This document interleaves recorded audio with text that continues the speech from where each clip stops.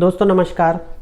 सरकार ने 31 अगस्त को जीडीपी के आंकड़े जारी किए अप्रैल से जून के क्वार्टर के बीच में, और ये आंकड़े बहुत ही चौंकाने वाले थे। आप सबको भी जानकर हैरानी होगी कि देश की जीडीपी -23.9% के रेट से ग्रो कर रही है। दोस्तों आज मैं आप लोगों के सामने इसी बारे में बात करने आया हूँ। मैं आपको कुछ फैक्ट्स बताऊँगा, इसके रीज़न्स बताऊँगा और लास्ट में इसके क्या सॉल्यूशंस हो सकते हैं, गवर्नमेंट उस पर काम कर रही है कि नहीं कर रही है, मैं आपको डिटेल्स में बताऊंगा।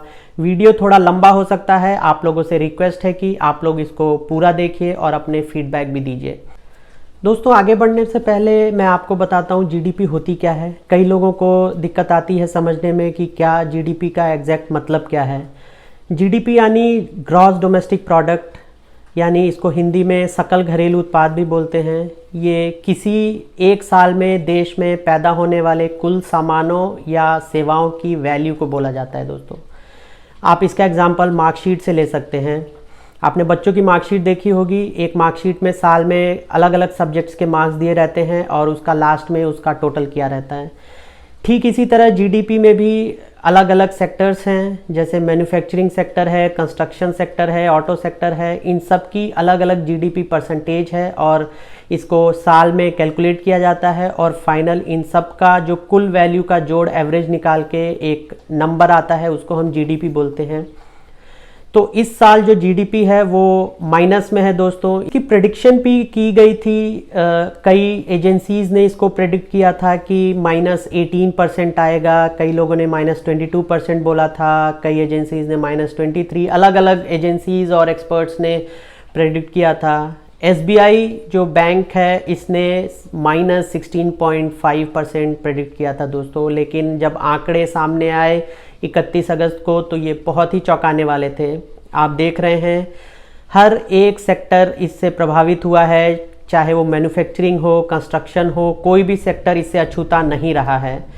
मैं आपको आंकड़े दिखा रहा हूँ मैन्युफैक्चरिंग और कंस्ट्रक्शन के। कंस्ट्रक्शन सेक्टर में जो ग्रोथ है वो -51% के हिसाब से ग्रो हुई है। मैन्युफैक्चरिंग सेक्टर की ग्रोथ -39.3% रही है।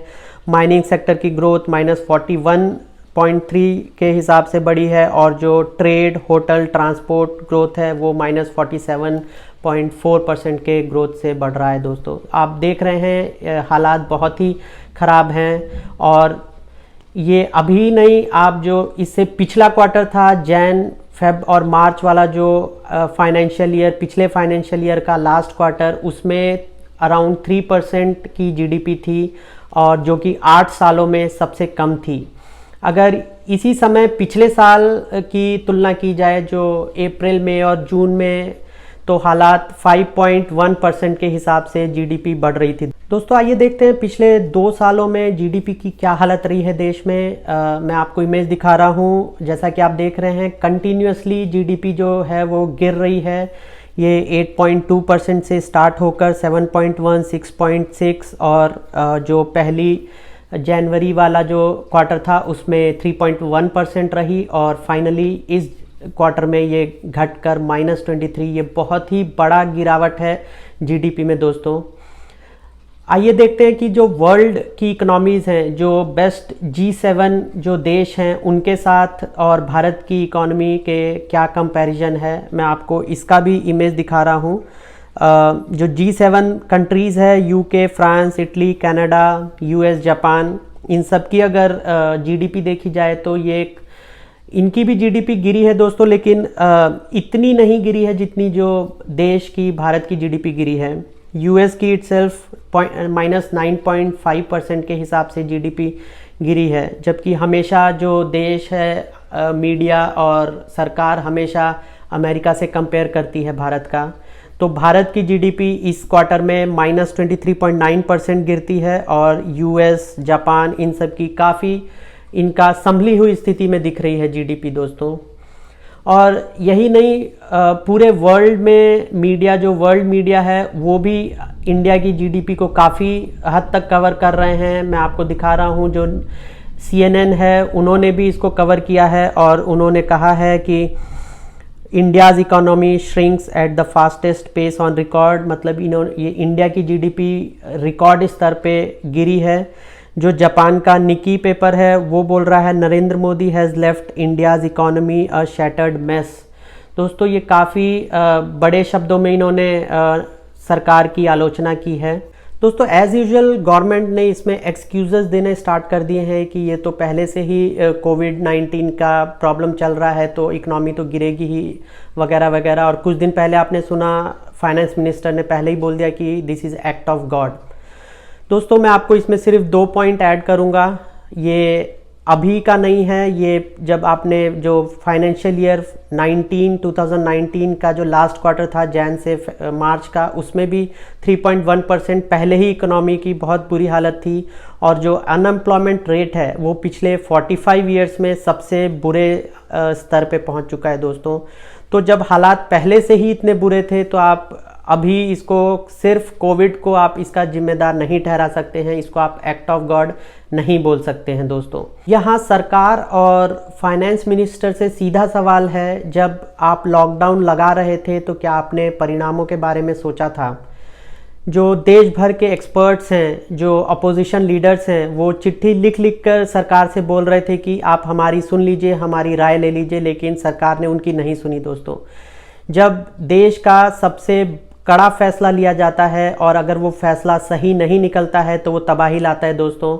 मैं आपको एक छोटी सी क्लिपिंग दिखाऊंगा कांग्रेस पार्टी के लीडर राहुल गांधी का, जो 17 मार्च और उन्होंने बहुत सारे ट्वीट किए, उन्होंने गवर्नमेंट को कई सारे सजेशंस भी दिए, जो कि आपको पता है उसका क्या हालत हुआ। एक 17 मार्च का ये छोटा सा वीडियो देखिए जहाँ पे वो क्लियरली बोल रहे हैं कि इकोनॉमिक डिवास्टेशन आने वाला है, आर्थिक सुनामी आने वाली है, इस पे गवर्नमेंट को तुरंत कदम उठाने चाहिए। लेकिन फिर भी गवर्नमेंट कुछ नहीं की इसके बारे में और गवर्नमेंट शायद चुपचाप बैठी रही कि देखा जाएगा।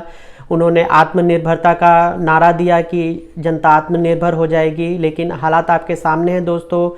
बेरोजगारी हो चुकी है, अर्थव्यवस्था की बहुत बुरी हालत है। पहले आप ये एक छोटी सी क्लिपिंग देखिए, फिर मैं इसके सॉल्यूशंस के बारे में बात करूंगा कि इसके क्या सॉल्यूशंस हो सकते हैं। I've been warning the government that a massive tsunami is coming and they are fooling about, they are not clear about what they have to do. India should be preparing itself not just for COVID virus but for the economic devastation that is coming. Right? I'm saying it again and again and again. Nobody is listening to me. I am sorry to say our people are going to go through unimaginable pain in the next 6 months. दोस्तों आपने समस्या देखी, लेकिन इसका solution क्या है? मैं आपको अब इसके 4 पॉसिबल सॉल्यूशंस बताता हूँ। मैंने कई एक्सपर्ट्स लोगों को सुना, मैंने भी कुछ पॉइंट्स नोट किए हैं और मैं आपको बताता हूँ। सबसे पहला, आपको एक पॉजिटिव सेंटिमेंट्स बनाने की ज़रूरत है जो हमारी अर्बन इकोनॉमी है उनके लिए। अब हालात बहुत ख़राब हो चुके हैं, आपको अब मोर को दाना डालने से कुछ नहीं होगा। आपको जो बड़ी बड़ी कंपनियां हैं इनके सीईओ से बात करनी होगी, उनको कॉन्फिडेंस में लाना होगा, उनको कैश मैनेजमेंट बताना होगा। दूसरा पॉइंट, रूरल इकोनॉमी के लिए पब्लिक और प्राइवेट इन्वेस्टमेंट्स की ज़रूरत है। इनको एक कैश प्लान बनाने होंगे, इनको कैसे कैश दिया जाए ये आपको प्लान बनाने की ज़रूरत है। तीसरा, लिक्विडिटी और कैश का सपोर्ट चाहिए एमएसएमई को। सबसे ज़्यादा जो मार लगा है दोस्तों वो जो मध्यम उद्योग हैं देश के, उनको, जो कि 30% ऑफ जीडीपी कंसिस्ट करते हैं, इनके लिए आपको एक प्रॉपर प्लान बनाने की ज़रूरत है।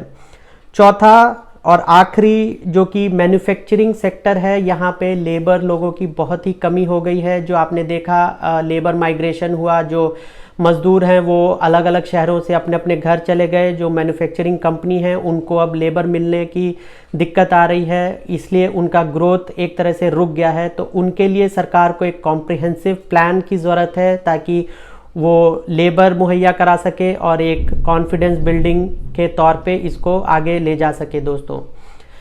तो देखा आपने दोस्तों, ये 4 पॉइंट्स हैं। उम्मीद है गवर्नमेंट इन पॉइंट्स पे फोकस करेगी। दोस्तों अंत में मैं यही कहूँगा, झूठ की जब आंधी आती है तो सच कितना भी तनकर खड़ा हो वो दिखाई नहीं देता है, झूठ के सामने वो छुप जाता है। लेकिन आपको ये नहीं भूलना चाहिए कि झूठ की हमेशा एक कमज़ोरी होती है, वो ज़्यादा दिन तक टिक नहीं पाता है और सच कहीं ना कहीं से फिर से निकल जाता है। तो उम्मीद है ये सारे जो मैंने आपको फैक्ट्स बताए आपको समझ में आए होंगे। मीडिया, जैसा कि आप सबको पता है, मीडिया में आज तक मैं पिछले 2 दिन से देख रहा हूँ कोई भी प्राइम टाइम पे डिबेट इस टॉपिक पे नहीं हुई है। मीडिया ऑलरेडी उनका एजेंडा सेट है, वो जो उनको दिखाना है वो लोग दिखा रहे हैं। लेकिन मैं जैसा अपने हर वीडियोस में बोलता हूँ, आप लोग अवेयर होइए और ऑथेंटिक सोर्स से ही न्यूज़ देखिए, आप जानकारी लीजिए। और उम्मीद है आपको ये भी वीडियो मेरा पसंद आया होगा। मैं आगे भी आपको अलग अलग टॉपिक्स पे, करंट अफेयर्स पे आपसे बात करूँगा। आप मुझे सपोर्ट कीजिए। अगर मेरा वीडियो पसंद आ रहा है तो आप इसको शेयर कीजिए, सब्सक्राइब कीजिए। मैं आपसे फिर मिलूँगा एक अगले वीडियो के साथ। तब तक के लिए नमस्कार।